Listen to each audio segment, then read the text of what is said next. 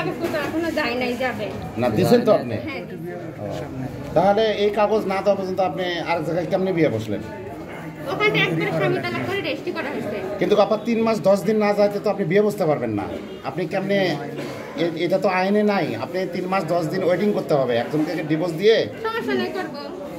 তো আপনি তো বিয়ে করছেন আরেক জায়গায়, সেটা কিভাবে করলেন? ওইভাবে ওখানে একবার স্বামী তালাক করে রেজিস্ট্রি করছি। কিন্তু সেটা তো বিয়ে হয়নি আপনার। এটা কোন কাজে? এটা শিবগঞ্জ। নাম কি কাজে? কাজের নাম এইদিকে আসেন, এইদিকে আসেন, এইদিকে আসেন তো, এইদিকে আসেন। আপনি এদিকে আসেন। আপনার মা এগুলো কিছু জানে না? আপনার মা কোনো কিছু জানে না? আপনি এদিকে আসেন। আচ্ছা, তাহলে এই যে আপনি যে একজন ছেড়ে দেন, আপনার প্রথম স্বামী, আপনি যে প্রথম বিয়ে হয়েছিল সে স্বামীর নাম লিটন, শ্বশুরের নাম দিলবর হোসেন। আচ্ছা, এটা কোন জায়গায় বিয়ে করছিলেন আপনি? কুড়ার দক্ষিণ পাড়া। এখন আপনি যে বিয়ে করছেন তা আপনার সাবেক স্বামী যেটা ছিল তাকে কি ছেড়ে দিয়েছেন আপনি? ছেড়ে দিয়ে কতদিন পর আপনি আবার বিয়ে করছেন?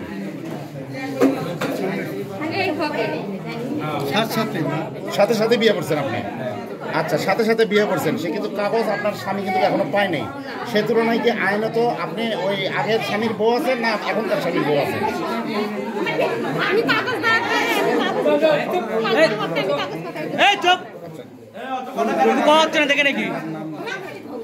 আপনি কত টাকা এখন যে বিয়ে করছেন আপনি সেখানে কত টাকা মহারণা করছেন? 3 লাখ টাকা মহারণা করছেন। আচ্ছা, কোন কাজী এটা? কোন কাজী এটা? আলো ক্লিনিক আছে, আলো ক্লিনিকের ম্যানেজার। আলো ক্লিনিকের ম্যানেজার কোন জায়গা? শিবগঞ্জ আলো ক্লিনিকের ম্যানেজার। তিনি বিয়ে করে দিছে? উনি কাজী। ও, উনি কাজী। শিবগঞ্জ আলো ক্লিনিক আছে, সেখানকার ম্যানেজার, সে কাজী, সে আপনাদের বিয়েটা করে দিছে। নামটা কি? নামটা তো মনে হচ্ছে না, কিন্তু উনি বিয়ে করাইছে। যাই হোক, এখন আপনার বর্তমান স্বামীর নাম হচ্ছে সুজন, বাড়িটা হচ্ছে রায়নগর মধ্যপাড়া। তাহলে আপনার এই মূলত আইনত আমরা যেটা জানি যে আপনি একজন থেকে ডিভোর্স দিতেই পারেন, বিয়েও আপনি করতেই পারেন, কিন্তু সেটা হলো আইনত 3 মাস অতিবাহিত হইতে হবে। 3 মাস 10 দিন, 3 মাস 10 দিন পরে আপনি আরেক জায়গায় বিয়ে করতে পারবেন। এর আগে কিন্তু আপনি পারবেন না। কিন্তু আপনি সেই মূল্যে আপনি এখনও কিন্তু আসলে আপনি আইন বহির্ভূতভাবে আছেন। আপনি তো এটা, আপনার তো বিয়ে এখনো হয়নি, যেহেতু আপনার স্বামী এখানে আছে এখনো, আপনার বিয়ে মূলত এখনো হয়নি, আপনি এটা ঠিক করেননি। আপনার একটা সন্তানও আছে, ফুটফুট একটা সন্তানও আছে এই পক্ষে। আচ্ছা, যদি আপনি যদি বলেন যে আপনার এই বর্তমান যে স্বামীকে আপনি ডিভোর্স দিয়েছিলেন, এই স্বামীর সমস্যাটা যদি বলেন একটু। আমি একজনকে ভালোবাসি, আমি কারোর দোষ দিব না। আমাকে ভালো লাগে না দেখে আমি চলে গেছি। আর কোনো সমস্যা নেই, কারোর দোষ নেই আমার, কারোর অভিযোগ নেই আমার। আপনার এই স্বামীর, ইনি তো আপনার স্বামী ছিল এর আগে, এখনো আমরা জানি আইনত এখনো উনি আছে, কিন্তু ঘটনা হচ্ছে কি যে ওনার কোনো দোষ দিচ্ছেন না।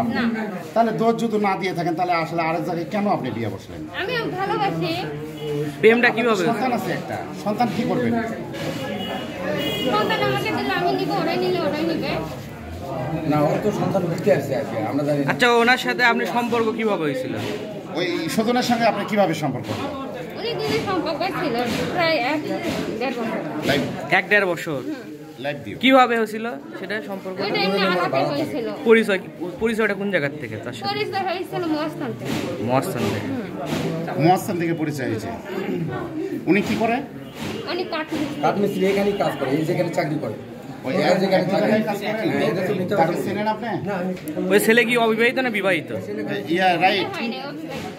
অবিবাহিত। হ্যাঁ, দর্শক, আপনাদের সামনে হাজির হয়েছি এই মুহূর্তে। আমি বগুড়া শিবগঞ্জ উপজেলার রায়নগর 8 ইউনিয়নের পরিষদের মধ্যে। এখানে আপনারা দেখতে পাচ্ছেন যে একজন আপা আমাদের সামনে দাঁড়িয়ে রয়েছেন।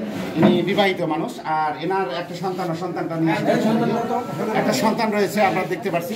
সন্তানটার বয়স কত? 1 বছর। 1 থেকে 1.5 বছর সন্তানের বয়স। নাম কি সন্তানের? নাম কি? ইব্রাহিম আরিফ সন্তানের নাম। এই একটা সুন্দর একটা বাচ্চা। এই এনার মা হচ্ছে ইনি।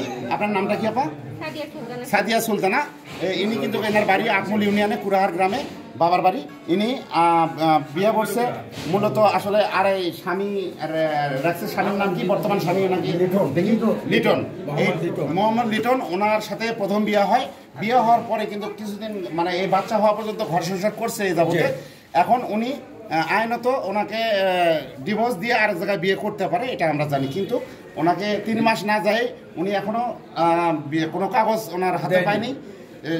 ইনি কিন্তু আপা কিন্তু আরেক জায়গায় অলরেডি বিয়ে করছে। সেই স্বামীর নাম হচ্ছে সুজন, বাড়ি হচ্ছে রায়নগর ইউনিয়ন শিবগঞ্জ থানার মধ্যেই। আপনাদেরকে যদি আমি একটু বলি, আর আপা বলছে, আপাকে আমি জিজ্ঞেস করছি যে আপনার সাবেক স্বামীর আসলে সমস্যাটা কি। উনি কিন্তু আসলে কোনো অভিযোগ দেয়নি আমাদের কাছে, বলছে যে আমি কারো বিরুদ্ধে কোনো অভিযোগ দিব না, আমার মন চাইছে আমি অন্য জায়গায় বিয়ে করছি। কিন্তু প্রশ্ন হচ্ছে যে একটা বাচ্চা, ফুটফুটে একটা বাচ্চা সহ এখানে রাখে এই আপাটা আরেক জায়গায় বিয়ে বসলো, বিয়ে উনি বুঝতেই পারে। এখন এই বাচ্চাটার ভবিষ্যৎ কি হইতে পারে, আর উনি ওনার ইচ্ছা খেয়াল খুশি মোতাবেক আসলে এরকম কি করতে পারে কিনা জনগণের কাছে প্রশ্ন। দ্বিতীয় কথা যে আইনত আছে 3 মাস 10 দিন না যাওয়া পর্যন্ত বিয়ে করতে পারবে না। কিন্তু এখানে দেখা গেল আপার নাম কি বললেন, সাদিয়া আপা কিন্তু আসলে 3 মাস 10 দিন তো যাওয়ার দূরের কথা, 10 দিনের মাথায় উনি আরেক জায়গায় বিয়ে করছে। সেই দিনই বিয়ে করছে, এখনো ডিভোর্সের কাগজ কিন্তু স্বামী কিন্তু পায়নি। আমরা চাইবো উভয় পক্ষের দাম্পত্য জীবন আবার পুনরায় সুখীময় হোক, আমরা এই কামনাই করি। ভুল বোঝাবুঝির নিরসন হোক। সুজন ভাইকে আমি বলবো, আপনি ভুল করছেন, আপনি আপনার পথে থাকেন, আপাকে ছেড়ে দেন, তাদের একটু যেহেতু বাচ্চা আছে। গুলজার রহমান, আটমল ইউনিয়ন, শিবগঞ্জ থানা। আপনি কি আমি এগোই থাকবো, আমি পারবো না ছাড়তে। মানে আপনি আমাকে জোর কেউ করতে পারে, আমার নিজের মৃত্যু ছাড়া আমার কোনো পথ নেই। আমি নিজের আপনি সন্তান, আমার সন্তান আমাকে দিলে আমি পারবো, আমার কাউকে লাগবে না। ধরে পালতে চাই ওরা নিতে পারে, আমার কোনো সমস্যা নেই।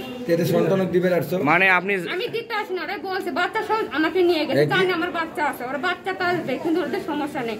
যদি আপনারা বলেন যে আমি বাচ্চা আমরা দিতে দিব না, আমরা নিব, তাহলে নিতে পারেন, আমার কোনো জোর না। ওরা বাচ্চা তো নিবে না, না নিলে আমি নিব, আমার কোনো জোর না। আমি বাচ্চাকে আমি মানুষ করতে পারবো, কাউকে লাগবে না। আর কেউ তো বাচ্চা চায়নি আপনার কাছ থেকে। হ্যাঁ আমাকে বলছে, কে নাম কি তার?